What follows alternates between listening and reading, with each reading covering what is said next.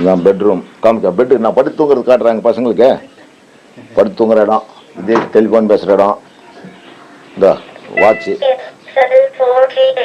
அதெல்லாம் இது வந்து ஜெயிலில் நான் யூஸ் பண்ண டூத் ப்ரஷ்ஷு, பென்சிலு, பேனா, அங்கே பால் கணக்கு எழுதுனா அவன் கட்டின காசு சம்பாதிக்கிறது. இதுக்கு கவர்மெண்ட் நம்ம கொடுத்த குழம்பு.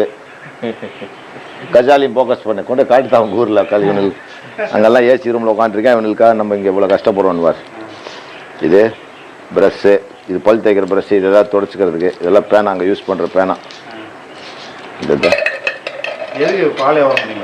உள்ள பால் கணக்கு எழுதுனாக்கா கூலி கொடுப்பான்.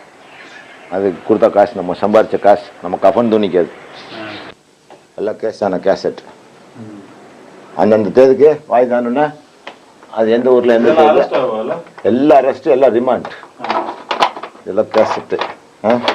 மற்ற டப்பாவில் என்னம்மா எங்கே அது கேஸ் ஸ்கேன்.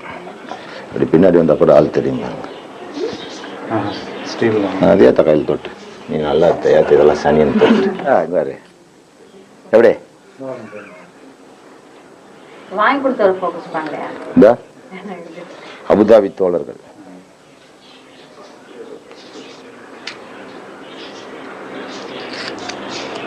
ரொம்ப ஜெயிலில் ரொம்ப யூஸ் ஆகும். ஆமாம், வச்சுட்டு போனால் தெரியாது அவன்.